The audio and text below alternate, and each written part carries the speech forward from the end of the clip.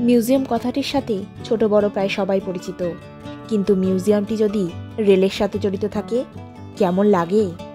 যেখানে নাকি শতাব্দী প্রাচীন ব্যবহৃত রেলের নিদর্শনগুলি বিবর্তনের রূপ নিয়ে সাজানো আছে, এবং সেই সব রেলের বিবর্তনের ইতিহাস দেখতে পাবেন হাওড়ার ফরসর রোডে অবস্থিত রেল জাদুঘরে বা রেল মিউজিয়ামে।